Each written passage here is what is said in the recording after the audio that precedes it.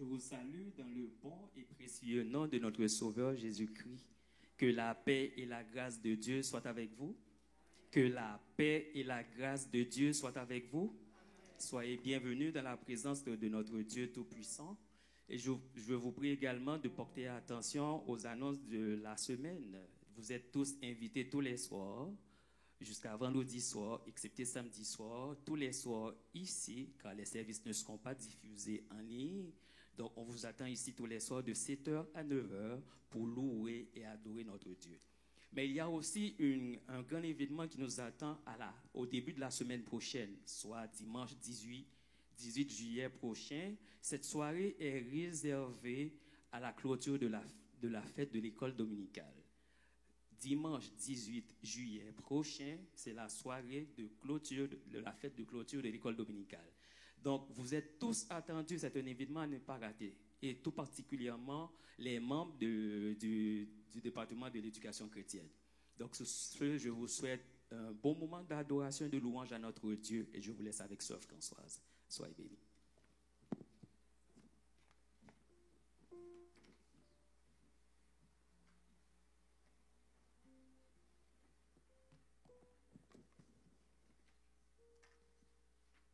Je vous salue dans le nom de Jésus.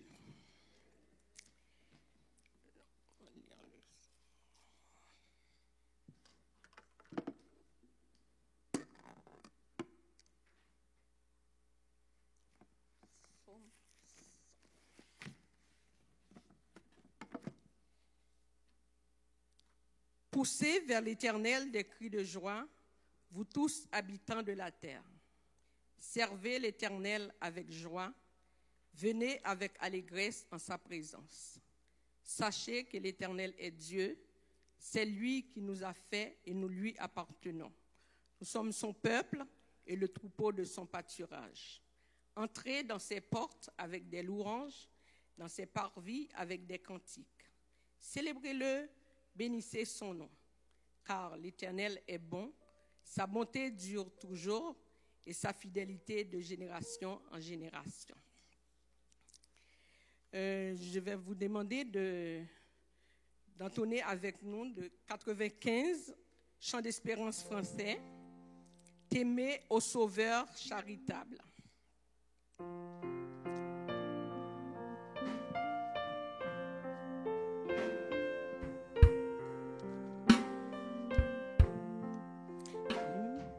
T'aimer au Sauveur charitable, c'est de mon cœur l'ardent désir. Seigneur, ta grâce est redoutable, à qui ne veut pas la saisir. Seigneur, ta grâce est redoutable, à qui ne veut pas la saisir. Tu m'aimes d'un amour immense, ô Christ, je t'aime à mon tour, et n'aspirant d'autre science que de connaître ton amour, et n'aspirant d'autre science que de connaître ton amour. Ton atterrir et dédouillant ta majesté, tu revêtis l'ignominie, car tu m'aimas d'éternité. Tu revêtis l'ignominie, car tu m'aimas d'éternité.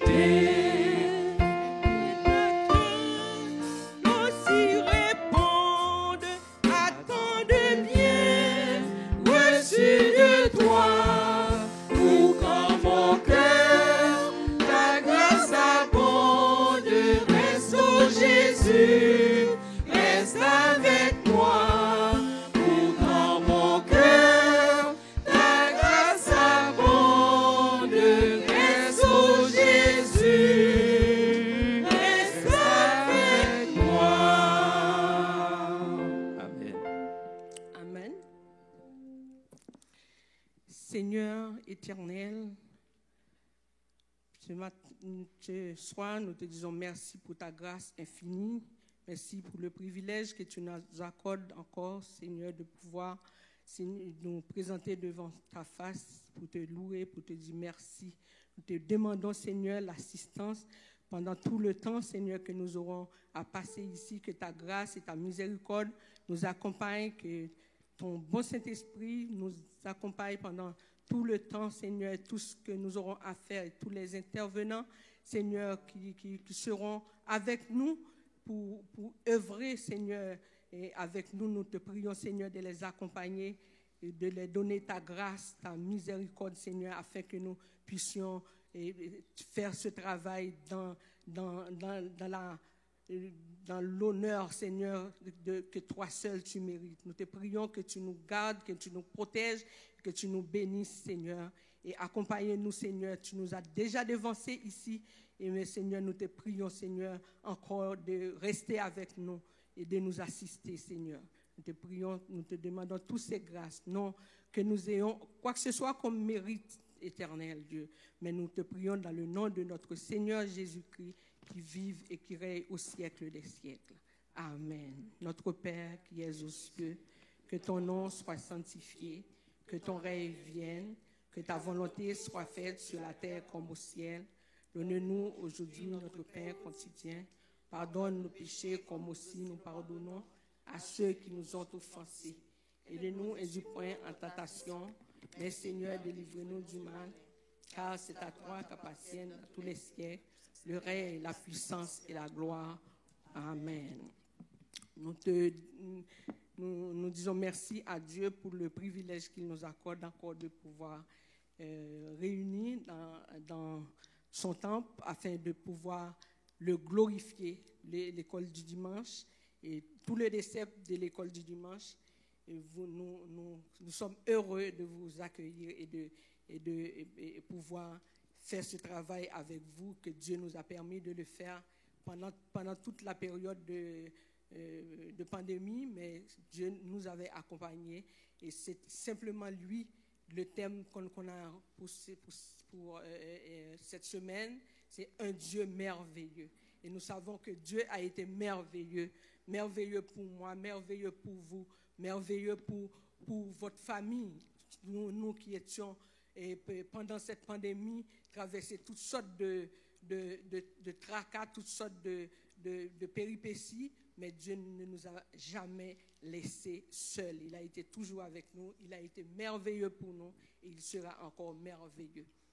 Nous allons continuer à chanter le 27, mélodie joyeuse. Dieu Tout-Puissant, mon cœur considère. C'est 27, mélodie joyeuse.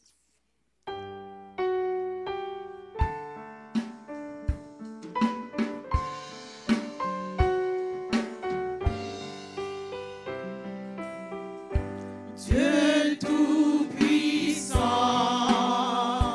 quand mon cœur considère tout l'univers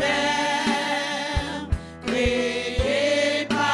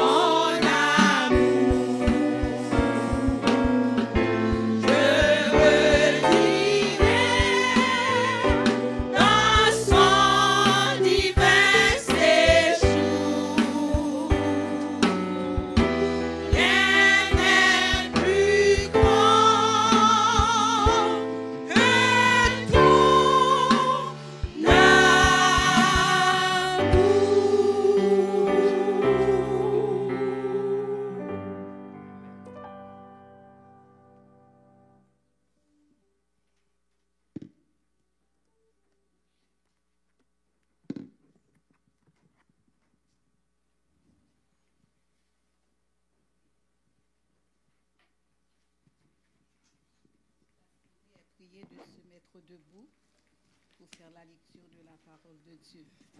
Nous trouvons notre lecture dans le livre de Genèse, chapitre 18, les versets 1 à 14.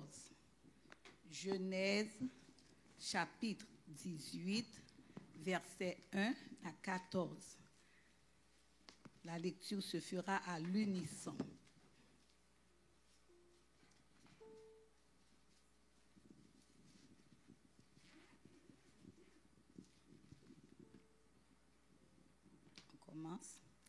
L'Éternel lui apparut parmi les chênes de Mamré, comme il était assis à l'entrée de sa tente pendant la chaleur du jour.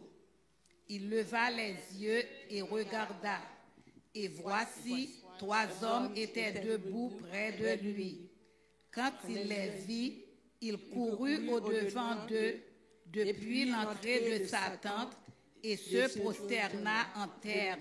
Et il dit, « Seigneur, si j'ai trouvé grâce à tes yeux, ne passe point, je te prie, loin de ton serviteur. Permettez qu'on m'apporte un peu d'eau pour vous laver les pieds et reposez-vous sous cet arbre. J'irai prendre un morceau de pain pour fortifier votre cœur. Après quoi, vous continuerez votre route.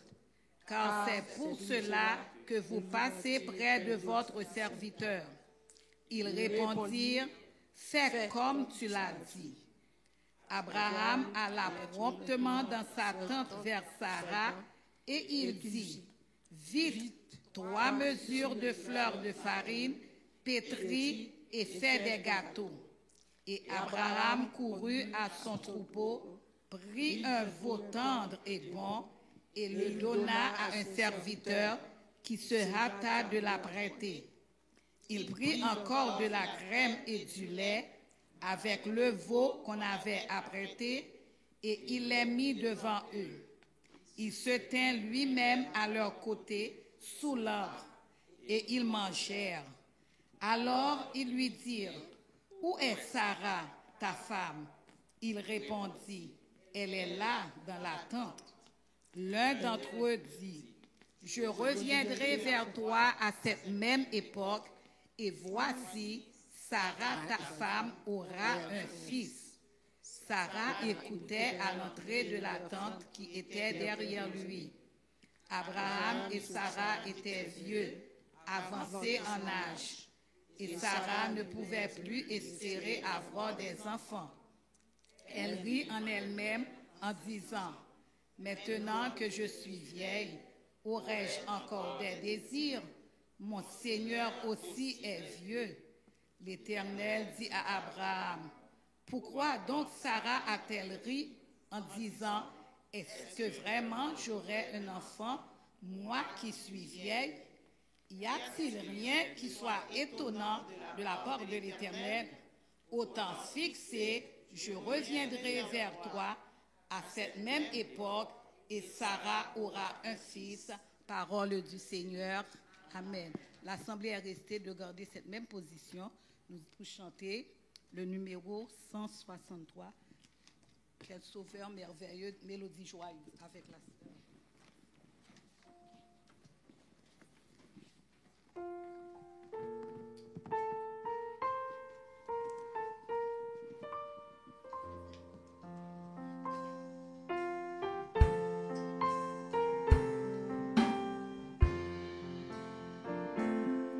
Quel sauveur merveilleux je possède. Il s'est sacrifié pour moi. Et sa vie innocente il cède pour mourir sur une femme croix. Attaché à la croix.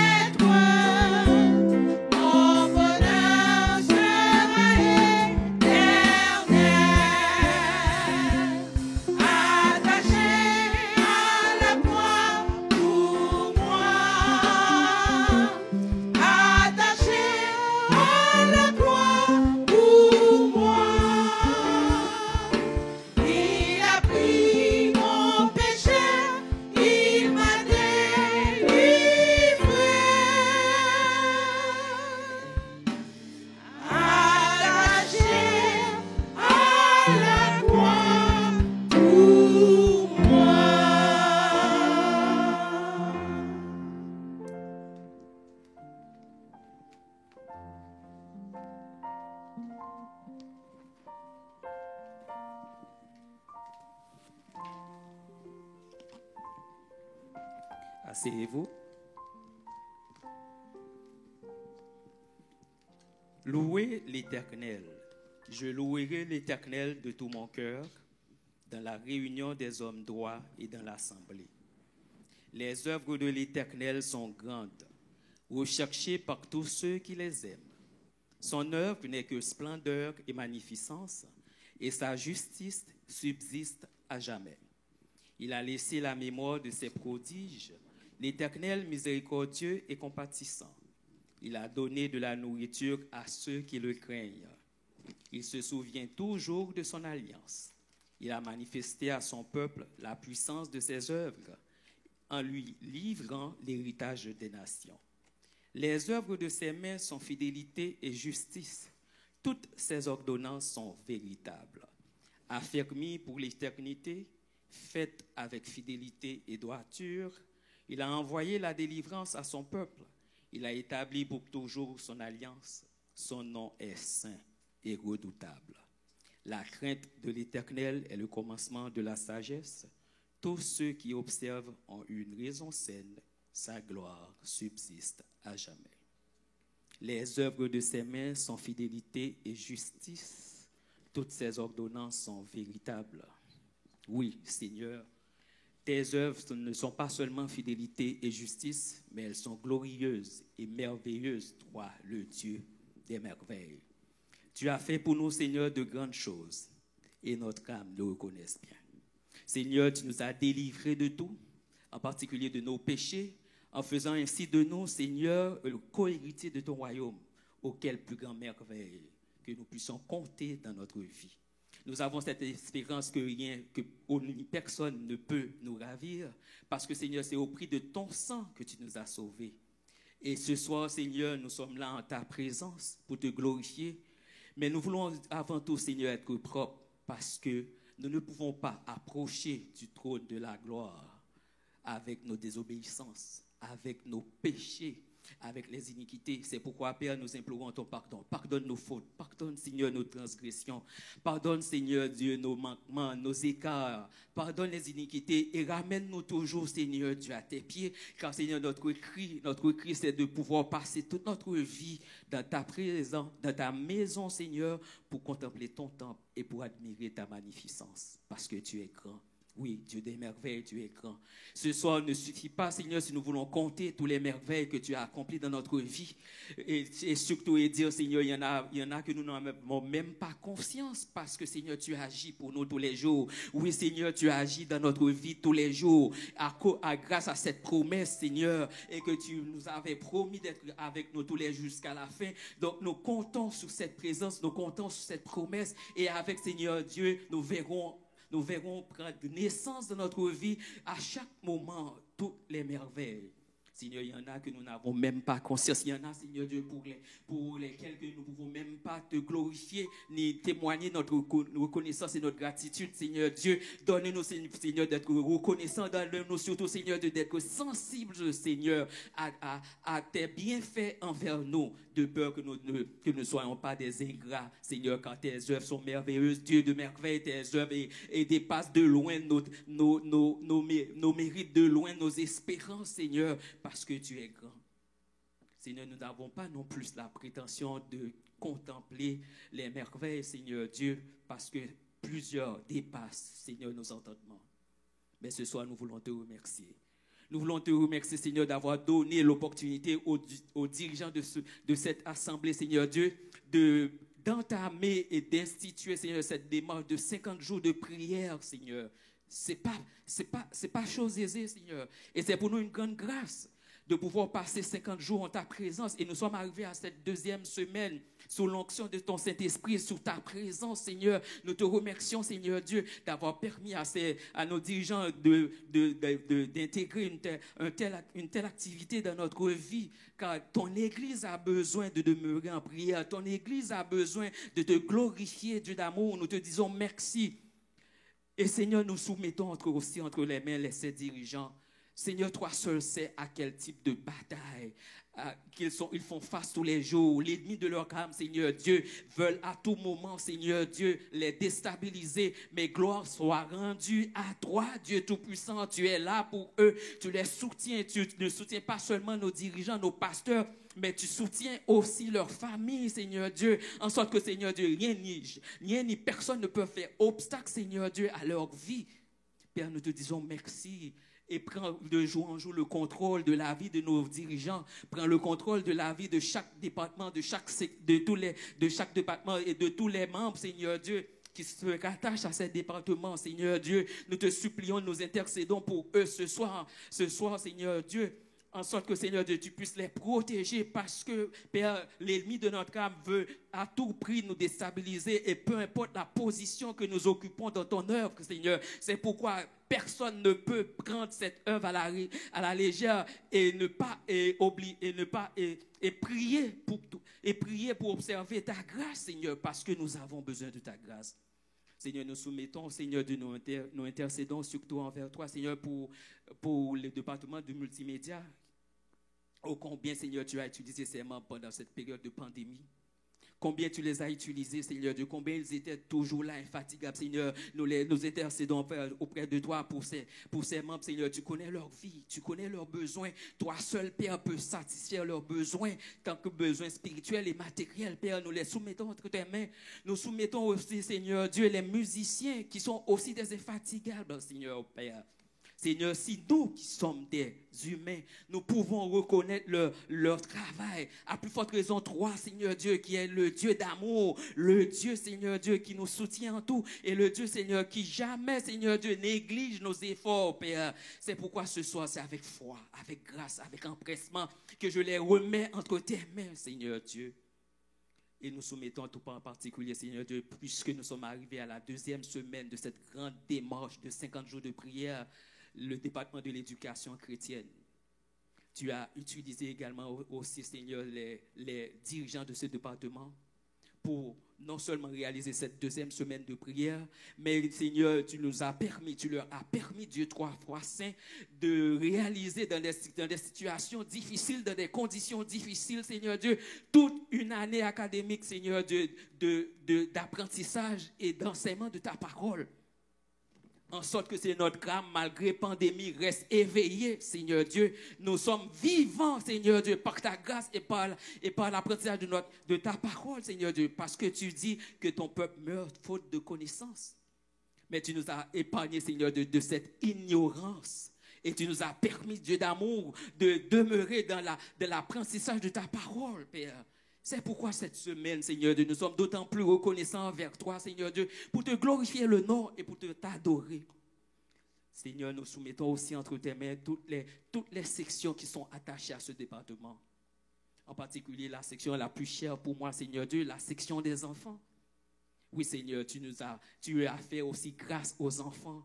Et tu nous as permis, Seigneur Dieu, malgré les difficultés également, Seigneur Dieu, qui s'étaient révélées beaucoup plus importantes, Seigneur Dieu, pour les enfants, mais tu les as gagnés, tu les as gardés également, Seigneur, de l'apprentissage de ta parole. Que toute la gloire soit à toi, Dieu Tout-Puissant. Et nous soumettons, Seigneur Dieu, les autres jours de cette démarche de prière de 50 jours, Seigneur. Nous soumettons chaque soirée en ta présence. Et nous sommes sûrs, Seigneur Dieu, que tu as commencé avec nous et que tu finiras avec nous et que tout sera fait selon ta grâce, selon ta volonté. C'est là, Seigneur, la prière que nous t'adressons. Au nom de ton Fils Jésus-Christ, toi seul, Seigneur, vis et règne éternellement. Amen.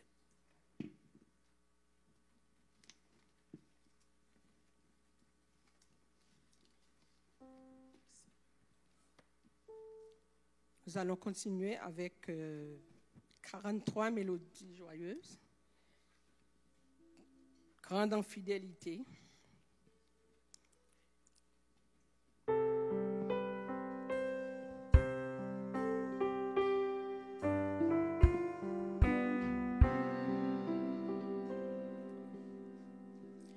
Grande en fidélité, ô Dieu mon Père, chez toi nulle grâce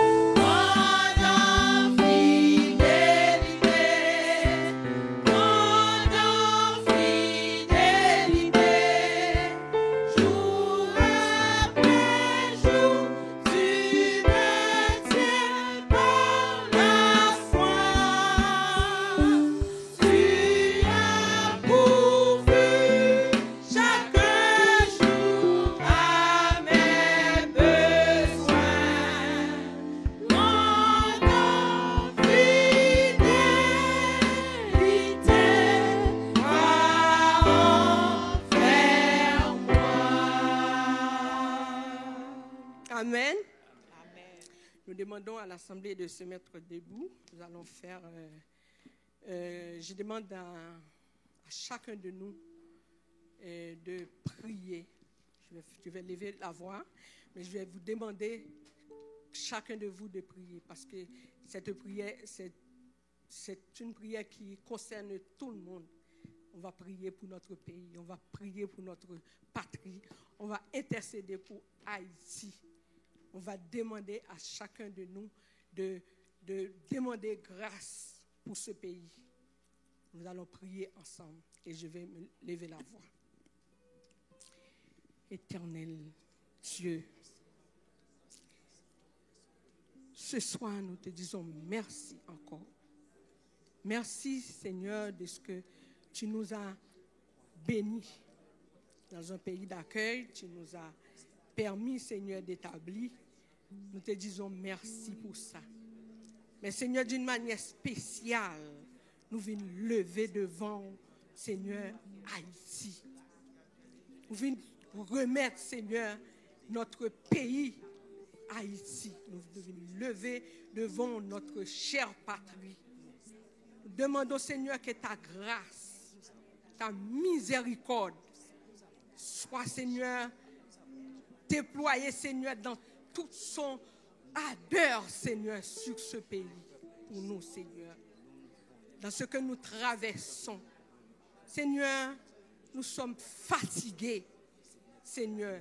La honte, Seigneur, nous comprenons bien mieux, Seigneur, dans 2 Chroniques 7, 14, Seigneur. Seigneur, nous savons, Seigneur, qu'en Haïti, Seigneur, toi, Seigneur, tu as quelqu'un, Seigneur. Seigneur, tu as ton peuple, Seigneur, Haïti, Seigneur, fait partie, Seigneur, de le pays, Seigneur, aussi, que ta grâce est en abondance, Seigneur, mais aussi la méchanceté aussi. Seigneur, nous te demandons pardon, Seigneur, pour ce peuple. Nous te demandons pardon, Seigneur. Toi qui dis, Seigneur, si mon peuple s'humilie, prie et cherche ma face, Seigneur, il n'y en a pas un qui te cherche ta face, il n'y en a pas deux. Seigneur, nous savons qu'en Haïti, Seigneur, il y en a des serviteurs et des servantes qui te prient, Éternel. Mais Seigneur, nous n'arrêtons pas, Seigneur, de plonger plus bas, encore plus bas, encore plus bas. Seigneur, grâce. Grâce, Seigneur. Grâce, nous te demandons de faire grâce pour ce pays, Seigneur. À l'instar de Néhémie, Seigneur. C'est vrai, Seigneur, nous ne pouvons pas avoir un bon visage, Seigneur. Nous ne pouvons même pas sourire à l'école, dans la rue, au travail. Tout le monde, Seigneur, tout le monde se plaint, tout le monde est avec nous. Tout le monde, Seigneur, compatit avec nous dans notre problème, Seigneur. Un problème, Seigneur, on est en train de tourner en rond. On fait du surplace depuis des années, Seigneur, même siècles. Seigneur, on fait du surplace. Nous te demandons, Seigneur, une intervention, Seigneur, pour le peuple haïtien. Et nous te demandons, Seigneur, pour le peuple haïtien, pas Haïti, pour Haïtiens, Seigneur. Nous te demandons, Éternel Dieu, que ta grâce, Seigneur, soit sur ce pays. Seigneur, soit sur l'étendard, Seigneur, de ce pays. Seigneur, que des serviteurs et des servantes qui t'implorent, Éternel Dieu, Seigneur, soit avoir, Seigneur, de double portion, Seigneur, afin qu'ils puissent intercéder encore, Seigneur. Car, Seigneur, la méchanceté bat son plein. Mais, Seigneur, nous savons, Seigneur, c'est toi, Éternel, ta grâce peut surabonder sur Haïti. Nous savons, dans ta parole, tu dis, Seigneur, les jours sont abrégés à cause des justes. Nous savons que, Seigneur, si Haïti ne périt pas maintenant, si Haïti ne disparaît pas, Seigneur, tu as fait beaucoup Il y a beaucoup de tentatives. Mais toi, Seigneur, tu nous fais encore grâce. Mais nous te demandons grâce encore, Seigneur. Fais-nous grâce, Seigneur, pour ce pays. Fais-nous grâce, Seigneur. Enlevez, Seigneur, la méchanceté dans le cœur des Haïtiens, Seigneur. Enlevez pour nous, Seigneur, toute la honte, Seigneur, qu'on est en train de traverser, Seigneur, dans chaque... On fait du surplace tout le temps, Seigneur. Mais nous te demandons, Seigneur, d'envoyer un renouveau sur Haïti, Seigneur. Fais briller, Seigneur, un renouveau sur Haïti pour nous, Seigneur, afin que nous puissions marcher la tête levée comme toute la nation, Seigneur. Tu dis, Seigneur, la honte, Seigneur, d'une nation, Seigneur. La honte d'une nation, Seigneur. Seigneur, c'est la méchanceté. La justice qui élève une nation. Seigneur, nous n'avons pas de justice. Nous n'avons pas de justice, Seigneur. Nous te demandons, Seigneur, de mettre, Seigneur, ta grâce, Seigneur, sur ce pays, Seigneur, afin que, Seigneur, la justice règne. Et que, Seigneur, quand la justice va régner, Seigneur, nous savons, Seigneur, que c'est là, Seigneur, que la tête du pays va être élevée. Car tu dis dans ta parole, la justice qui élève une nation. Éternel, on est loin d'être élevé. On est loin d'être élevé. Mais Seigneur, que pouvons-nous dire, Seigneur, dans une situation des fois, c'est comme si tu restes tranquille, Seigneur. Nous, Seigneur, nous savons, Seigneur, dans la parole de ton serviteur, Seigneur, tu ne prends pas de pression. Mais Seigneur, à chaque fois, Seigneur, nous ne savons pas. Mais toi, tu es capable, tu es puissant. Nous te prions, Seigneur, d'intervenir, Seigneur, d'intervenir d'une manière spéciale, Seigneur, pour ce pays, pour nous, Seigneur, afin que chaque Haïtien devenir vraiment un peuple fier, Seigneur, comme tous les autres peuples, Seigneur. Nous te prions, Seigneur. Nous savons, Seigneur, que ta grâce peut, Seigneur, surabonder sur Haïti. Et c'est toi et toi seul qui peux faire quelque chose, Seigneur. Maintenant, nous comprenons que c'est toi et toi seul, oui. Et puis c'est sous nous nous avons confiance. Nous connaissons des serviteurs et des servantes, Seigneur.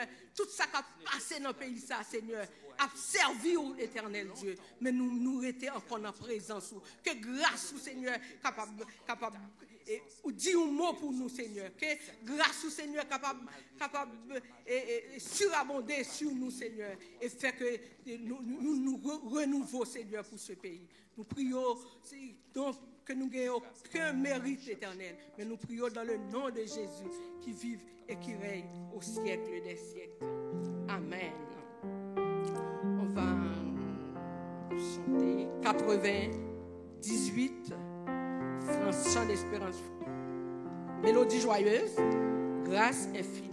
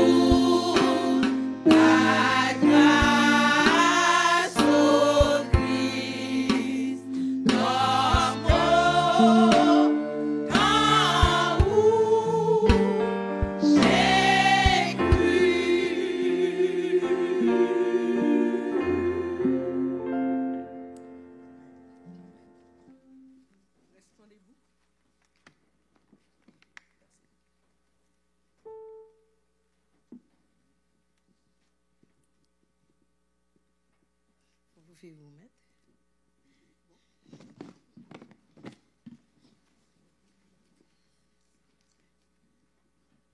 Bonsoir, chers frères et sœurs. Nous avons chanté, nous avons prié. Maintenant, le temps est venu pour que nous puissions donner nos offrandes et nos dîmes. Nous allons saisir cette occasion pour pouvoir le faire avec joie et libéralité. Parce que la parole de Dieu dit dans Malachie 3, verset 10, Malachie 3, verset 10, apportez à la maison du trésor toutes les dîmes et les offrandes afin qu'il y ait de la nourriture dans ma maison.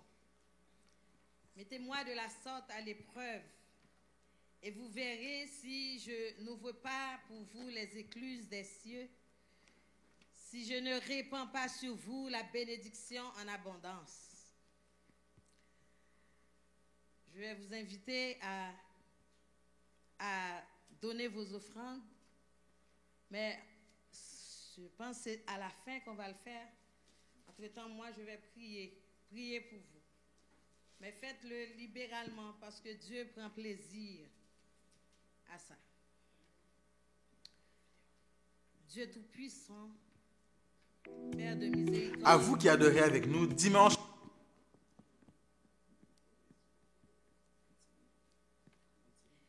Père de miséricorde, Père de compassion, nous te remercions pour ton peuple ici présent.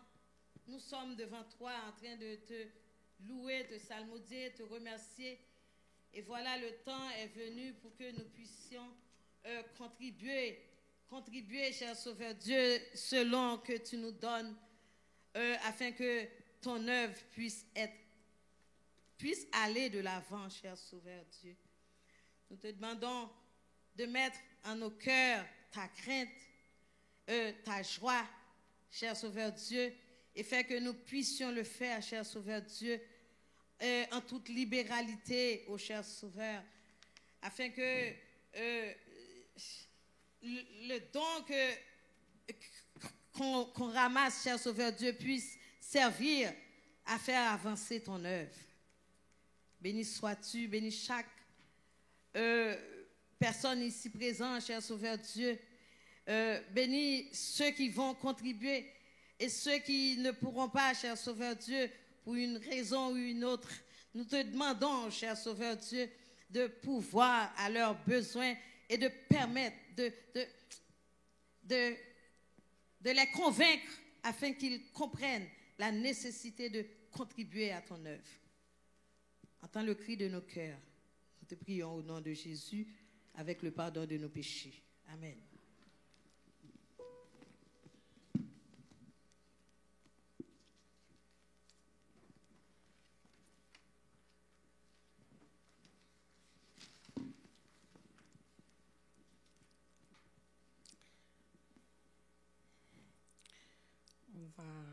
On va chanter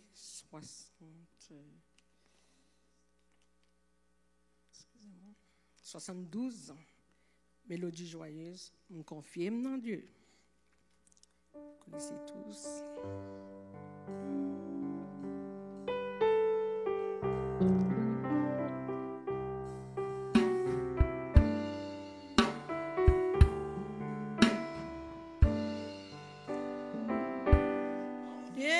Dans Dieu, n'importe côté moyen,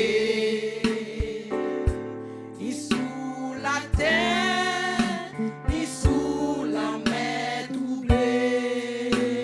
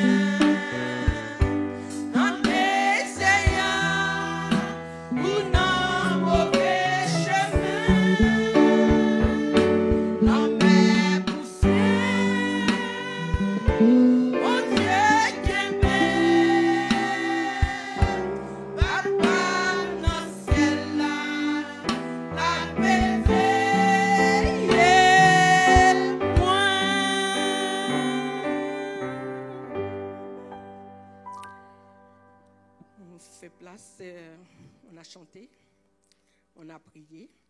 Maintenant, c'est le moment de faire place à la parole de Dieu. Dans la personne de notre bien-aimé pasteur Lisson.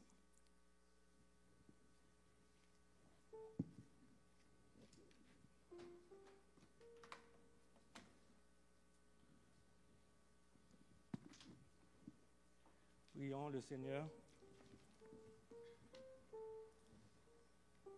Père Céleste, en Jésus-Christ, nous avons ce privilège de pouvoir nous réunir à tes pieds pour te bénir le nom dans ce culte. Et nous sommes heureux, Père, de pouvoir être dans cette enceinte pour pouvoir t'écouter nous parler. Nous prions, Père, que chaque personne ici présente, même ceux-là qui nous écoutent par le biais des réseaux sociaux, nous prions que chacun de nous, Seigneur, puisse retirer quelque chose pour son édification, pour ta plus grande gloire. Par Jésus-Christ, nous te prions. Amen. Mes bien-aimés, c'est un privilège que nous avons pour pouvoir nous retrouver ici encore une fois dans cette enceinte pour pouvoir parler au nom du Seigneur. Parce que le Seigneur nous a permis d'être ici encore une fois.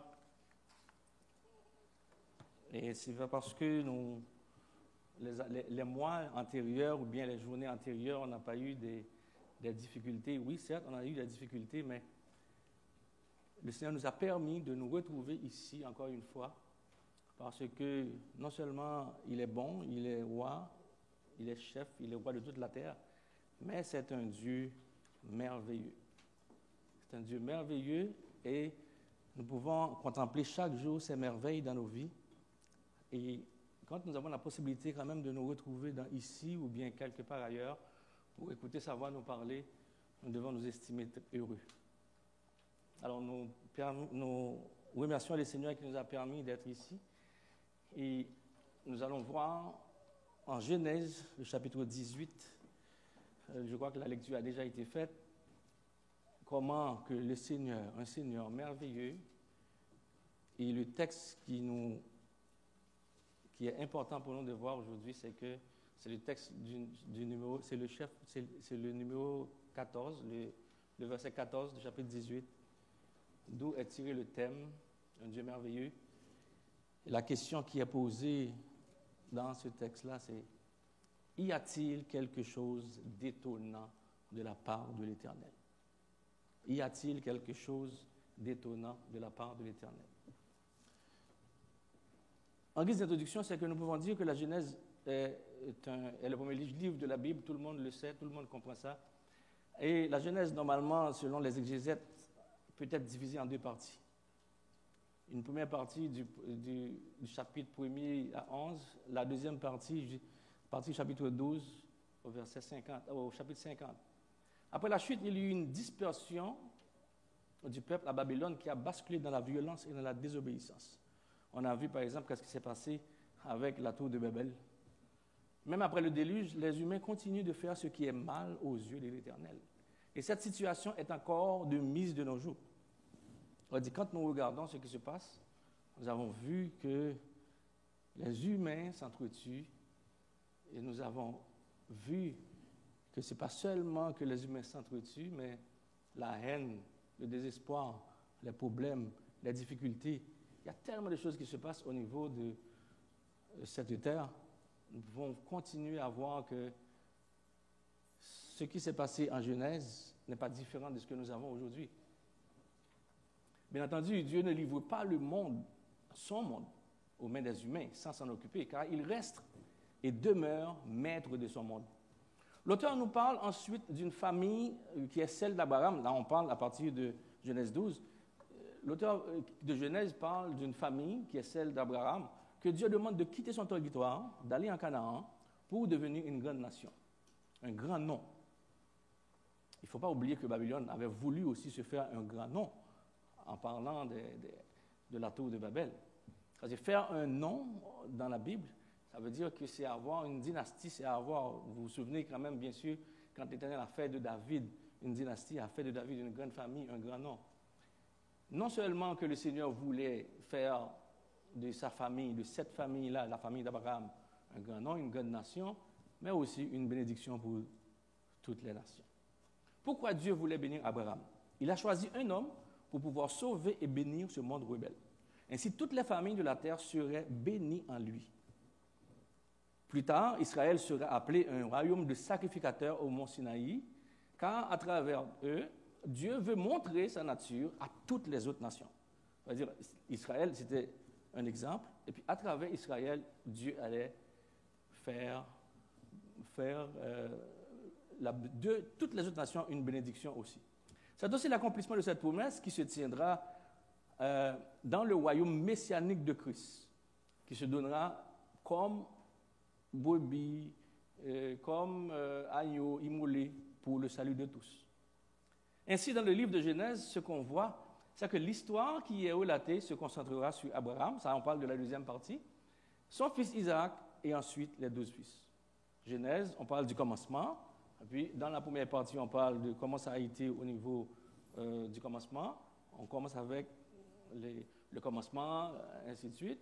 Mais à partir de Genèse 12, on parle des familles. Famille d'Abraham, après la famille d'Isaac, et puis après la famille de Jacob.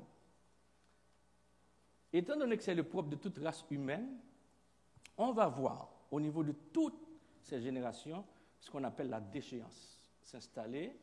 Et encore, à chaque fois que la déchéance s'installe, ce Dieu merveilleux ne va pas cesser d'étonner les gens, mais de nous étonner par ses interventions pour nous recadrer encore et encore. C'est-à-dire, à chaque fois que nous tombons dans la désobéissance, dans le péché, dans les problèmes, le Seigneur est toujours là pour nous relever. Le texte qui nous intéresse aujourd'hui, c'est un texte bien connu. On parle du verset 14. Mais si on veut faire un petit résumé de ce que nous pourrons faire avec ce texte, c'est que nous pouvons voir à travers ce texte un Dieu merveilleux qui fait des merveilles, qui ne peut être étonné et qui ne cesse de nous étonner à chaque fois. C'est un Dieu merveilleux qui fait des merveilles, mais qui ne peut être étonné. Il n'y a rien d'étonnant pour lui. Mais pour nous, c'est quelqu'un qui nous étonne à chaque fois. Tout ce que nous devons faire, c'est de contempler à chaque jour ces merveilles pour les ruminer, les repasser, pour pouvoir continuer dans la lutte. Si je devais lire pour vous le chapitre 18, ça aurait été de 1 à 15, mais ça a été déjà lu. Mais je vais vous lire présentement dans une autre version, dans la version Summer, à partir du verset 13 à 15. Alors l'Éternel dit à Abraham, « Pourquoi donc Sarah a-t-elle ri en se disant, « Peut-il être vrai que j'aurai un enfant, âgé comme je suis? Y a-t-il quoi que ce soit de trop extraordinaire pour l'Éternel? » Ça, c'est l'Éternel qui parle. Alors l'Éternel dit à Abraham, l'Éternel dit, « Pourquoi donc Sarah a-t-elle ri en se disant, « Peut-il être vrai que j'aurai un enfant, âgé comme je suis? » L'Éternel continue pour dire, « Y a-t-il quoi que ce soit de trop extraordinaire pour l'Éternel? » Ça, c'est la version Summer. L'autre version disait, « Y a-t-il quelque chose d'étonnant de la part de l'Éternel? » Et puis ensuite, l'Éternel continue pour dire, « L'an prochain, à l'époque où je repasserai chez toi, Sarah aura un fils. » Saisie de crainte, Sarah mentit. « Je n'ai pas ri, dit-elle. » L'Éternel répond, « Si, tu as bel et bien ri, répliqua l'Éternel. » Ça veut dire, le Seigneur nous connaît plus que nous nous connaissons nous-mêmes. Le Seigneur nous connaît plus que nous nous connaissons nous-mêmes. C'est un Dieu merveilleux qui fait des merveilles, qui ne peut être étonné et qui ne cesse de nous étonner à chaque fois. Le verset qui nous sert de base à notre méditation, le verset 14, est utilisé ici, et puis le mot qui est utilisé pour traduire étonnant, c'est un mot dans l'original qui peut être traduit par plusieurs autres termes. Le même mot veut dire étonnant, le même mot veut dire extraordinaire, le même mot peut être traduit aussi par grand. Dieu est grand, Dieu est extraordinaire, Dieu est merveilleux. Mais il y a un autre terme qu'on peut utiliser pour le mot qu'on appelle difficile. C'est-à-dire, ça peut être difficile dans le cas où on pose, parce que dans l'original, il y a des temps où on met un verbe, ça peut changer complètement la signification du verbe. Alors, il y a des temps qu'on peut le mettre, et puis ça peut être difficile, parce qu'il y a des exégèses qui traduisent ce mot par difficile aussi. Ça veut dire, est-ce qu'il y a quelque chose de difficile que l'Éternel ne peut pas faire? Il n'y a rien de difficile qu'il ne peut pas faire. Ça veut dire, lui, il a créé le difficile. Ça veut dire quelqu'un qui est en haut de ce qui est difficile. Et c'est quelqu'un qui ne peut pas être étonné. Lui, il nous étonne. Il n'y a rien d'extraordinaire parce que c'est lui qui a créé tout ce qui est extraordinaire. Comment quelqu'un peut créer quelque chose qui est extraordinaire et puis on dit que la personne est extraordinaire? Et c'est pour ça que des fois, quand on prie, parce que quand je prie, des fois, je me pose la question, OK, je dis au Seigneur, tu es majesté. Mais majesté, et puis il y a plein d'autres personnes ici, partout dans le monde, on appelle majesté. Il y a plein de personnes quand même qu'on appelle roi, qu'on appelle... OK, c'est parce que nous n'avons pas d'autres qualificatifs. Quand nous serons dans la gloire, nous saurons vraiment c'est quoi les vrais qualificatifs où on peut utiliser pour l'Éternel. Plusieurs fois, on parle de bon Dieu, pas maintenant, pas qu'à comparer. Quand on fait une comparaison, c'est comme il y a deux chairs ici. La chair ici, c'est une chair plus grande. Il y a une autre petite chair ici, qui est plus petite. Là, on peut comparer les deux chairs. On peut se comparer l'un l'autre, hauteur, grosseur, les doigts de la main. Mais Dieu, qui a créé tout ça, il n'y a pas moyen de comparer. On n'a pas besoin de dire, bon Dieu, n'a pas qu'à comparer. Vous allez comparer à quoi? À qui? Vous ne l'avez jamais vu. On ne peut pas même compter toute celle qu'a fait. C'est quelqu'un qui est, bon, pas qu'à dire extraordinaire, il a créé l'extraordinaire. Ça veut dire que c'est quelqu'un que je ne comprends pas. C'est incompréhensible. Je n'ai pas besoin de continuer à aller chercher. Non, le Seigneur est unique en son genre. C'est comme Deutéronome dit, le Seigneur est unique. Il n'y a pas moyen de comparaison, de rien du tout. C'est pour ça que notre sujet de ce soir, nous allons voir quand même que c'est notre incrédulité qui doit nous permettre de faire place à l'étonnement dans nos vies. Puisque Dieu ne peut pas être étonné, mais lui, il nous étonne. Parce que nous sommes des êtres finis. Lui, il est un être infini. Alors, tout ce que nous ne comprenons pas, et puis nous pentons, nous sauter sur bagarre-là, et puis, oh, nous étonner. Mais Dieu, mais étonné de quoi? Est-ce que nous pouvons étonner le Seigneur? Nous pouvons faire quelque chose qui peut l'aider à dire, ah, OK, mon serviteur, on va voir plus loin comment nous pouvons étonner le Seigneur. Si nous voulons étonner le Seigneur, ce n'est pas l'étonner, c'est faire sa volonté. Le Seigneur ne s'attend pas à ce qu'il soit étonné parce qu'il ne peut pas être étonné. Nous devons être étonnés.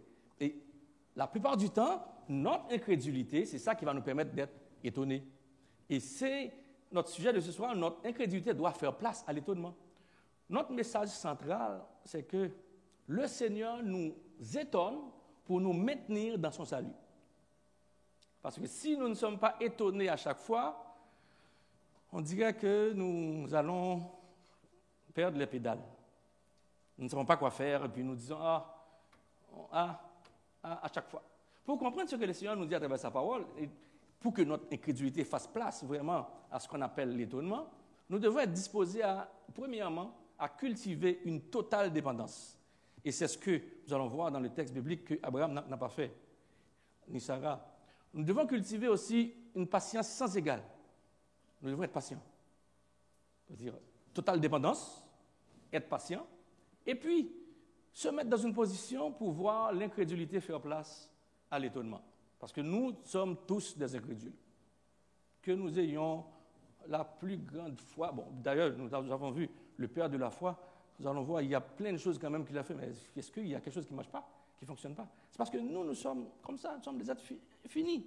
Des fois, c'est le Seigneur qui vient nous retirer du bourbier parce que sinon, nous serions engloutis. Premièrement, comment cultiver une totale dépendance?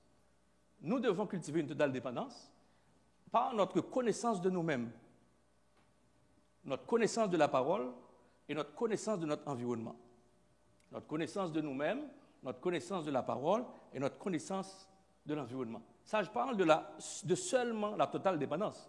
Quand nous sommes dépendants du Seigneur, nous devons nous rappeler que nous ne connaissons pas nous-mêmes vraiment à 100%. Nous pensons que nous nous connaissons, mais nous ne nous connaissons pas vraiment. Nous pensons que nous avons une connaissance de la parole, mais des fois, nous pouvons faire une mésinterprétation ou bien pas trop bien comprendre. Et puis, notre connaissance de notre environnement, nous ne comprenons pas, nous n'avons aucun contrôle. Alors, qui dirait, par exemple, un jour de 12 janvier, il y aurait un tremblement de terre en Haïti, est-ce que nous avons eu le contrôle? Notre environnement, on ne peut pas avoir le contrôle de notre environnement. Ça ne marche pas, parce que nous devons avoir une totale dépendance dans le Seigneur. Connaissance de nous-mêmes. Nous pensons toujours nous connaître beaucoup plus que le Seigneur nous connaît nous-mêmes. Par exemple, Job croyait vraiment en sa justice, son intégrité, parce que le Seigneur même dit c'est quelqu'un qui se détourne du mal, qui est juste, intègre, droit.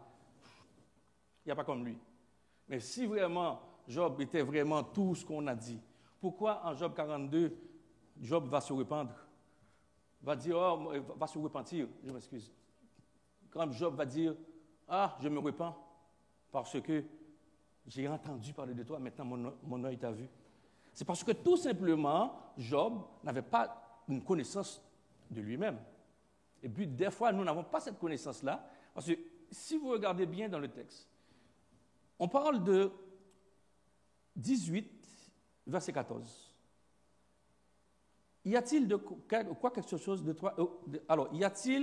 soit de trop extraordinaire pour l'Éternel? Mais juste avant, dans le verset 13, le Seigneur dit, pourquoi donc Sarah a-t-elle ri en se disant, ok, ça veut dire que Sarah a ri. Bon, mais ce n'est pas juste Sarah qui a ri. Si on regarde dans Genèse 17, je vais vous lire. En Genèse 17, le verset 16, ça c'est le Seigneur qui parle avec Abraham. Il dit, je la bénirai et je t'accorderai par elle un fils. Je la bénirai et elle deviendra la mère de plusieurs nations. Des rois de plusieurs peuples sortiront d'elle. Ça c'est la version Semeur. Ça c'est Genèse 17, verset 16. Verset 17. Alors Abraham se prosterna de nouveau la face contre terre et il se mit à rire en disant intérieurement, et quoi? Un homme centenaire peut-il avoir encore un enfant? Et Sarah, une femme de 90 ans, peut-elle donner naissance à un enfant? Ce n'est pas juste Sarah qui a ri. Job avait ri le premier, et c'est pour ça que, dans le verset 19, si nous continuons un petit peu plus bas, le Seigneur reprit pour dire, mais non, c'est Sarah ta femme qui te donnera un fils. Tu l'appelleras Isaac. Isaac veut dire, il a ri. Ça veut dire, Isaac veut dire, il a ri. Dieu a dit à Abraham, tu appelleras ton fils Isaac parce que toi, tu as ri. Et puis, ce que le Seigneur veut nous montrer à travers ce texte-là, c'est qu'en regardant bien le texte, la connaissance que nous avons de nous-mêmes, ce n'est pas la vraie connaissance. Le Seigneur sait qu'est-ce qu'il a déposé en nous, il sait qu'est-ce qu'il peut faire avec nous, qu'est-ce qu'il peut faire de nous. Et puis, malheureusement, des fois, nous pensons que nous allons apprendre au Seigneur qu'est-ce qui se passe, comment nous sommes.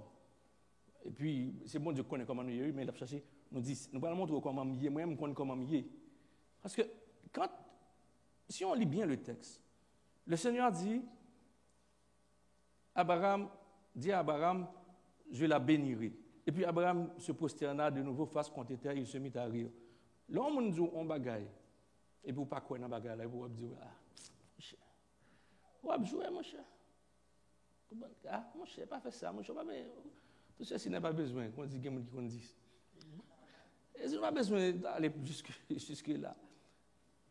Parce que, ou qu'on est que, alors, en lui-même, il dit, moi-même, fin grand monde, madame, moi, fin grand, mais ce que lui, il dit au Seigneur, c'est que, mon cher, on ne parle pas sérieux. Qu'est-ce qu'il fait? Il change la conversation. Et puis, il dit au Seigneur, tout ce que je demande, c'est qu'Ismaël vive et que tu prennes soin de lui. Tout ça, le demandé. Parce que, pas besoin de dire l'autre bagarre encore. Tout ça, demande, c'est faire Ismaël vivre et puis prendre soin de lui. Parce que, bon, on nous quitte ça. Ça veut dire que le Seigneur était étonné de voir que, mais est-ce qu'il était étonné? Non, il n'était pas étonné parce qu'il savait quand même que Abraham allait dire ça. Et les deux, que ce soit Israël, que ce soit Abraham et Sarah, les deux étaient du même avis. Les deux ont eu des présupposés. Quand nous lisons la parole, il faut que nous mettions de côté nos présupposés. Parce que quand le Seigneur nous dit « je te parle », nous par contre ça le Seigneur va le faire. On ne sait pas à quoi nous attendre. Parce que le Seigneur nous demande de mettre de côté nos présupposés. Les deux intervenants croyaient dans la culture du temps. Pensaient que, peut-être c'est de cette manière que le Seigneur va procéder. Mais Dieu va utiliser les deux. On va voir que les deux ont eu la même réaction. Les deux ont ri. Nous ne sommes pas différents. Nous-mêmes qui sommes ici, nous ne sommes pas différents. Alors, est-ce que nous serions meilleurs qu'Abraham, meilleurs que Sarah? Non, peut-être pire. Nous ne serions pas plus confiants, plus proches, plus complets, plus fous. Parce qu'il y en a, on est toujours prêt à... J'ai déjà entendu quelqu'un qui a dit, qui a parlé dans une conférence que j'ai été, et puis il a dit, mais je trouve que Gédéon n'avait pas trop de foi. Il a dit, oui, pourquoi? Parce que il m'a demandé le Seigneur m'a pour foi, puis il lui a demandé, il dit, excusez-moi, ok? Et puis le conférencier demandait au monsieur, mais toi, à sa place, qu'est-ce que tu ferais? Et puis là, un instant, il regarde, il réfléchit, et puis il s'assoit. Parce que nous ne savons pas qu'est-ce que nous ferions. On dit, 9 fois sur 10, nous pensons calomnier l'autre, et puis l'autre là dit, il n'est pas bon, il va gagner la foi, moi j'aime la foi, jump. Il faut être dans la situation. Quand tu vas être dans la situation, tu vas me dire comment tu vas réfléchir, comment tu vas intervenir, qu'est-ce que tu vas faire. Alors, la connaissance de nous-mêmes, ça c'est important pour que nous nous rappelions. Et puis, deuxième chose, il y a la connaissance de la parole. La connaissance de la parole, c'est que Dieu a dit ceci. Assurément, il va le faire de cette manière. Alors, nous avons des clichés dans nos têtes. Ça veut dire, si le Seigneur me dit aujourd'hui, tu vas avoir un enfant, ok, moi, je sais que le Seigneur va... Ok, mais il faut que j'essaye de faire quelque chose là. Je ne vais pas me croiser les bras. Oui, parce que le Seigneur ne va pas venir faire l'enfant. Ok, je sais que Sarah ne peut pas, mais il y a d'autres moyens là. Et puis on va chercher Sarah et les deux là. Okay? Ça veut dire que nous avons une connaissance de la parole, mais il faut aider le Seigneur. Mais nous ne savons pas que nous sommes des ignorants devant le Seigneur. Nous sommes tous des ignorants. Nous ne connaissons pas tout ce que le Seigneur va faire. Et puis le Seigneur ne nous utilise pas toujours de la même manière. Il ne peut pas choisir de faire ce qu'il a fait avec mon frère, il l'a fait avec mon pasteur, il l'a fait avec ma soeur. Non, il ne travaille pas de la même manière. Nous pouvons utiliser la parole pour des requêtes au Seigneur, mais attention, nos prières doivent être dans la volonté du Seigneur, car nous ne pouvons rien lui apprendre. Nos prières doivent être dans la volonté du Seigneur, parce que la connaissance de la parole, c'est quelque chose de très, très important. Et qu'est-ce que ça nous donne? C'est comme Abraham dirait, je vais t'aider à accomplir ta promesse. C'est ça que Abraham fait. Bon, je vais t'aider à accomplir. Tu veux faire une promesse, ok, je vais t'aider à accomplir ta promesse. Dans certains cas, Dieu agit de telle manière et nous avons des clichés dans nos têtes. Et puis, des fois, ce n'est pas de cette manière que le Seigneur va résoudre les problèmes. Il y a quelques années, je regardais un documentaire à la télévision et puis je regardais qu'il y avait une dame, c'était une fervente dans le Seigneur qui avait beaucoup, beaucoup, beaucoup de foi. Alors, pour les gens qui parlaient autour d'elle, c'était la servante qui avait beaucoup de foi. C'est quelqu'un qui a prié avec des malades étaient guéris, qui avait beaucoup de dons, qui était dans le ministère. Mais il y avait 4-5 autres personnes qui avaient un cancer dans l'assemblée.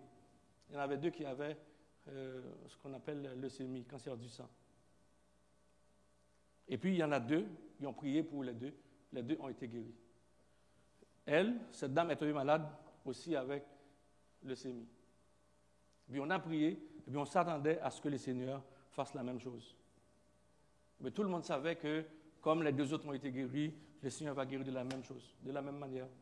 Et puis, un après-midi, la servante s'est pointée, et puis elle a dit, « Savez-vous, mes frères et sœurs, le Seigneur m'a guéri. Je ne serai plus malade. » Et puis tout le monde éclatait en « Alléluia, la sœur était guérie, elle ne sera plus malade. » Bon, on a fait une action de grâce la même soirée. Le lendemain, la sœur était décédée. Qu'est-ce qu'elle voulait dire? Elle voulait dire qu'elle ne sera plus malade. Le Seigneur a agi autrement. Est-ce que le Seigneur veut quand même, c'est comme nous sommes avec une baguette magique, nous disons au Seigneur qu'est-ce qu'il doit faire? À droite, à gauche, à gauche. Il est souverain. Il a choisi de ne pas guérir la sœur. Pourquoi elle n'a pas guéri? C'est quelqu'un qui avait beaucoup de puissance, qui avait... Des fois, nous nous posons tellement de questions par rapport à ce que fait le Seigneur, nous nous mettons en censeur de notre Seigneur parce que nous savons que nous avons la connaissance de la parole. Et puis en plus, nous avons aussi une connaissance de l'environnement dans la culture du temps, et c'est ce que Sarah a fait. Nous pouvons avoir une mère porteuse, pouvons avoir notre servante, parce que c'est comme ça que ça se passe. OK. Quand on regarde dans la Bible, on a vu que Jacob avait Léa et Rachel, mais Jacob a eu des enfants avec les servantes de Léa. Ce sont ses enfants aussi, parmi les 12 tribus d'Israël. Mais ça, c'est la culture du temps. Est-ce que le Seigneur veut que nous marchions dans la culture du temps ou bien le Seigneur veut que nous fassions sa volonté? Est-ce que le Seigneur veut que nous soyons comme il veut ou bien comme nous aimerions être pour démontrer aux autres que nous sommes ses enfants? Le Seigneur n'a rien à prouver. Il n'y a rien d'étonnant de la part de l'Éternel. Il n'y a rien d'extraordinaire pour l'Éternel. Il fait ce qu'il veut. Il est au-dessus de tous.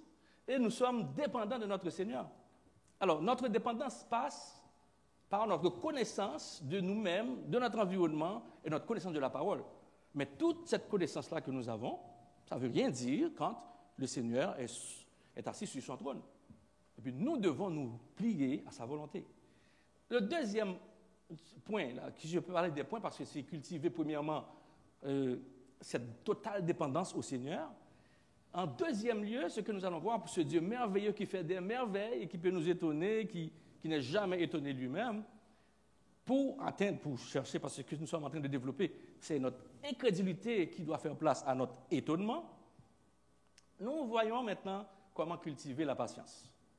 La patience, c'est quelque chose qu'on parle tout le temps, et puis même en Haïti, nous avons des proverbes, avec patience n'a pas être fourmi. Mais je n'ai jamais vu quelqu'un en train d'essayer de vérifier à l'intérieur d'une fourmi pour voir si on peut voir les tripes. Ça veut dire qu'il y a tellement de choses qu'on dit, et puis de la même manière qu'on dit avec patience n'a pas être fourmi, et puis il faut que tout ça soit fait comme ça, cool, chaud, cuit. Et puis quand nous regardons, nous prenons des textes bibliques même pour asseoir ce que nous voulons. Par exemple, après Élisée fit monter dans le ciel, et puis bon Dieu dit comme ça que tiens, va oindre Élisée pour te remplacer. Après, il est allé... Non.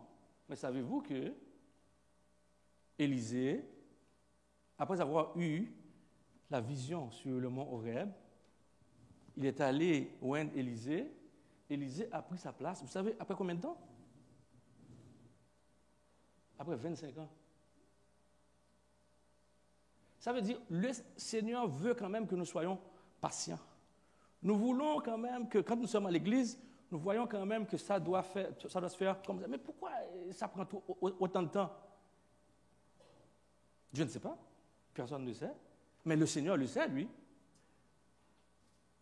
Abraham avait 75 ans quand il quitta Haran. 75 ans. Et puis, 25 ans plus tard, parce que quand il quitta Haran, et puis on lui avait dit qu'il aurait un enfant. 25 ans plus tard, il a eu, à 100 ans, il a eu Isaac. Mais il est tellement longtemps, et après 75 ans, là, il est à 86 ans, bon, 85 ans, 10 ans, oui, ok, et puis, bon, Sarah dit, finalement, il y a comme ça pour nous faire. Il n'y a pas qu'à attendre. Nous ne pouvons pas attendre, nous aussi. En voulant donner un coup de main au Seigneur pour l'étonner peut-être qu'il voulait étonner le Seigneur. Ah, Seigneur, tu as vu, moi, j'ai essayé de faire quelque chose quand même, là, j'ai été aidé. Et puis là, il a choisi quand même d'aller coucher avec sa servante. Et puis, tout ce que vous savez qui s'ensuit par la suite. À ce moment-là, la fontaine n'était pas là encore, mais si la fontaine était là, on pourrait utiliser cet adage, aide-toi et le ciel t'aidera. Abraham croyait à ce moment-là, aide-toi et le ciel t'aidera. Mais Deutéronome 6 nous dit, l'Éternel seul, l'Éternel seul, l'Éternel seul, il est unique en son genre. Le Seigneur n'est jamais dans l'urgence. Il n'est pas paniqué devant rien. Quand le Seigneur nous choisit, il va faire l'impossible à nos yeux pour nous sortir du bourbier. Il revient à chaque fois pour nous retirer du bourbier. Dieu n'aime pas qu'on mette en question sa puissance ou sa souveraineté. Il n'aime pas qu'on mette en question sa puissance ou sa souveraineté. Et puis en plus, ce qu'Abraham a fait, Abraham pensait céder lui-même Ben, pour s'aider, il faut qu'il fasse quelque chose. Je connais en Haïti, nous connaissons tous en Haïti, notre adage qui dit « bâton gain dans mon savel ou par coup ». Ça veut dire, si le Seigneur tarde à venir, si le Seigneur tarde à se manifester, il faut faire quelque chose. Malheureusement, nous connaissons plein de jeunes filles dans d'autres cas qui ont été faire des expériences malheureuses juste parce que tout simplement, elles ne pouvaient pas attendre le Seigneur. Nous avons des hommes, des jeunes hommes chez nous qui veulent que ça aille comme ça. L'école est trop longue. Passer 4-5 ans souvent à l'école. Et pourquoi? Mais il y a quelqu'un qui va nous donner quelque chose rapidement. Là, les jeunes, OK, on va faire de l'argent tout de suite. Mais si on peut faire de l'argent tout de suite, pourquoi aller à l'école? C'est quoi? On perd son temps. Et quand je suis arrivé ici, j'ai été m'inscrire à l'Université Montréal. Il y a quelqu'un qui me dit, mais tu sais, Maurice, où il y a quelques petits problèmes? Moi, il me dit quoi? Il dit, ah, on va à l'école toujours? Mais quand est-ce que tu pourras manger? Tu pourras être riche, toi? Tu pourras être... OK, mais écoute, bon, c'est pas une question d'être riche. Mais je veux continuer à apprendre et puis... ah, mon cher. Il dit, bon, Bill Gates n'a pas de diplôme. Ou pas qu'être nègre qui riche là, nègre ça n'a pas de diplôme. OK? Mais c'est vrai, mais OK. Ça veut dire, nous avons besoin de faire quelque chose de rapidement là. Et puis le Seigneur, quand nous croyons, nous mettons notre confiance dans le Seigneur. Et puis ce n'est pas notre confiance vraiment que nous mettons là. Mais nous attendons à ce que le Seigneur fasse ça tout de suite. OK, même pour un poste à l'église ou, je ne sais pas, ou quelqu'un qui veut être, mettons, qui veut devenir chef d'un département ou quoi que ce soit. Ah, ça fait longtemps que j'attends, là, il faut quand même que je fasse des... Puis là, on commence à faire des manigances, on commence à apporter, à dire, non, le Seigneur, regarde, si le Seigneur veut que tu sois là, tu vas être là. Et puis peu importe, nous devons faire en sorte que le Seigneur dise, ah, je trouve en lui, en elle, un homme ou une femme, un frère ou une sœur, selon mon cœur. Parce que le Seigneur ne veut pas que nous soyons des gens plus ancrés, plus enclins à faire des manifestations. D'ailleurs, il n'y a pas de manifestation à l'intérieur de l'Église. Le Seigneur ne fait pas de manifestation à l'intérieur. Il n'y a pas de manifestation à l'intérieur de l'Église. Si vous voulez faire des manifestations, prenez vos pancartes, allez dans la rue. Parce qu'à l'intérieur de l'Église, le Seigneur est en contrôle. Des fois, tu penses, oh, mais le Seigneur pourrait plus changer ça. Oui, le Seigneur peut changer ça. Mais peut-être que le Seigneur est en train de déguiser ta patience. Cultiver la patience, c'est ça le plus important. Et Dieu intervient à chaque fois pour recadrer la situation, même dans nos manquements, pour nous étonner, pour ci, pour ça. Regarde, dans le texte, nous n'avons pas le temps de lire, mais vous savez que Abraham s'est marié avec Sarah, et puis en 2 occasions, Abraham est allé donner Sarah, littéralement, là, pour sauver sa vie. Il est allé dire, par exemple, la première fois c'était avec Abimelech, ah ok, Sarah dit que tu es ma sœur. Effectivement, c'est sa demi-sœur. C'est la fille de son grand-père ou de son père, parce qu'on ne sait pas trop. Mais Abraham a dit à Sarah, peut-être que, c'est comme, pour que quelqu'un fasse ça, avec toutes les promesses reçues de la part du Seigneur, on doit se poser des questions.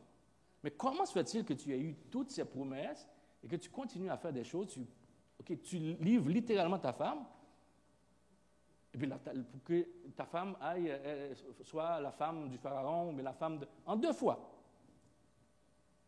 Parce que nous ne pouvons pas cultiver notre patience.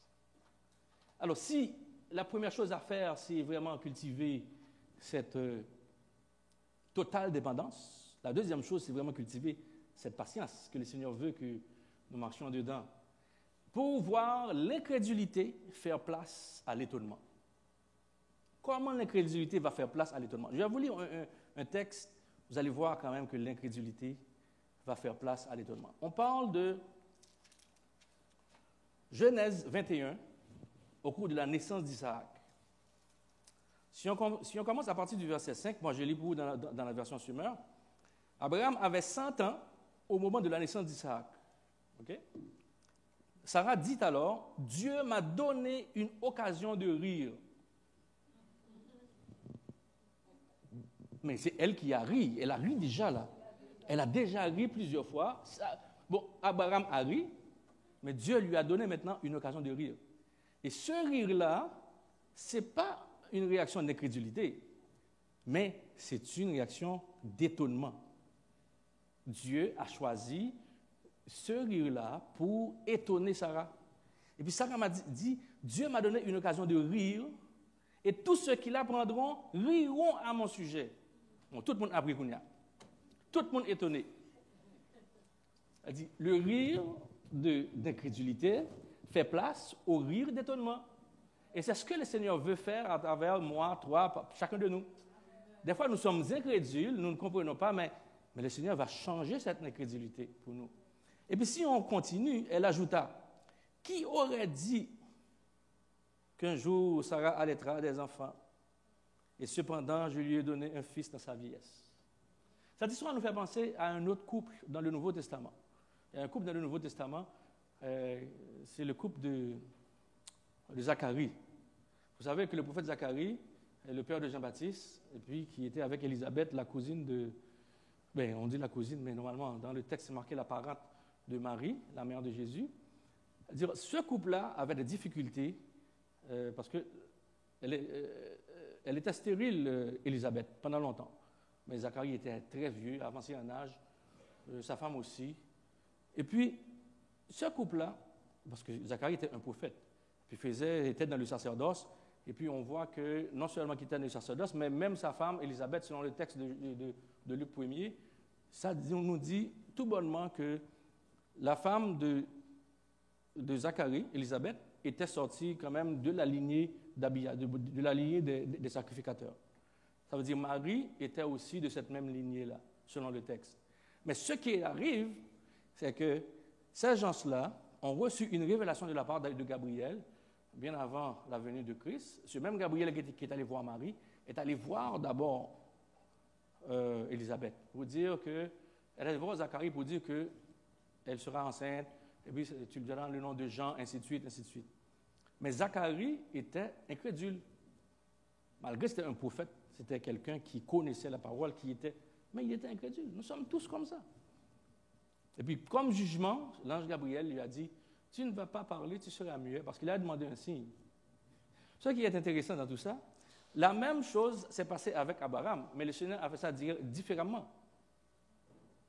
Abraham avait demandé un signe, et puis le Seigneur a donné le signe. Or, quand l'ange est venu trouver Zacharie, il a demandé un signe, et puis ça s'est passé différemment. Alors, ce que le Seigneur veut montrer à travers ça, c'est que la même chose qui s'est passée de ce côté-là, quand on parle d'Abraham, la même chose s'est passée de l'autre côté avec Zacharie.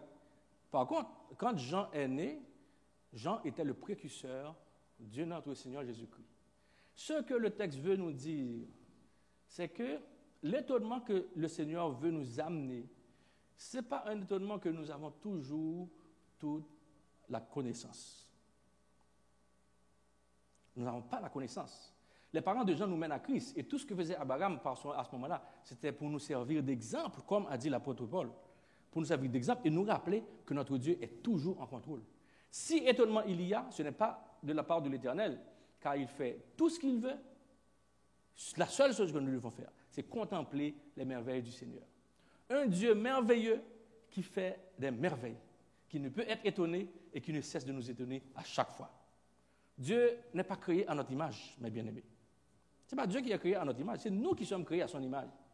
Nous sommes créés et nous devons nous rappeler en toutes circonstances que nous pouvons contempler ce Dieu merveilleux en cultivant une totale dépendance, en cultivant la patience, être patient, et en voyant notre incrédulité faire place à l'étonnement. Nous ne pouvons pas nous habituer à la mort. Il y a une personne là qui a dit, oui, si on mourit demain matin. Oh, tout le monde. Nous ne pouvons pas nous habituer à la mort. Nous ne pouvons pas nous habituer à la chute, à la faiblesse, à cause de nos limites. Nous sommes tous limités. Nous ne pouvons pas non plus nous habituer au pouvoir divin. Chaque jour, le Seigneur nous étonne, et puis encore et encore, il continue de nous étonner. Dieu ne s'étonne de rien. Il dit, et la chose arrive, il n'est pas heureux de voir nos exploits. Ce n'est pas quelqu'un qui cherche nos exploits. Nous ne pouvons rien pour étonner Dieu. Et puis, il dit clairement dans le texte biblique, ce n'est pas dans nos jambes qu'il prend son plaisir. Il n'est pas quand même content quand nous avons la puissance de chercher les démons. Si vous vous souvenez, Jésus-Christ a dit, réjouissez-vous de préférence de ce que vos noms sont écrits dans le royaume de Dieu. Ce n'est pas parce que nous chassons des démons, parce qu'il va y avoir au dernier jour des gens qui vont dire, n'avons-nous pas chassé des démons en ton nom? Non, le Seigneur veut qu'il voit en nous un homme selon son cœur. Y a-t-il quelque chose d'extraordinaire pour l'Éternel? Pas du tout. Que le Seigneur vous bénisse.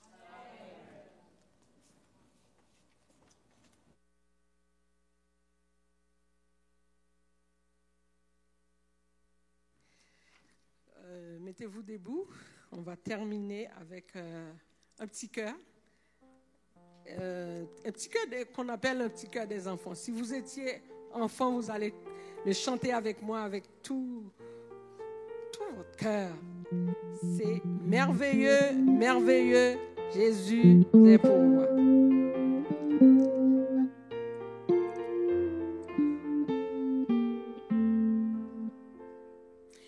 Merveilleux, merveilleux, Jésus est pour moi. Conseiller, prince de paix, un Dieu tout-puissant. Il m'a sauvé, il me garde jour en jour. Un merveilleux sauveur, Jésus est pour moi encore une fois. Merveilleux, merveilleux, Jésus est pour moi. Conseiller, prince de paix, un Dieu tout-puissant. Il m'a sauvé, me garde de jour en jour. Un merveilleux sauveur, Jésus est pour moi.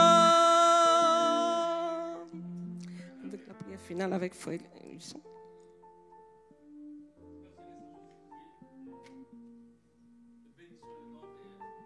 Parole. Tes bienfaits à notre endroit, Seigneur, sont d'une autre dimension que nous ne pouvons même pas comprendre.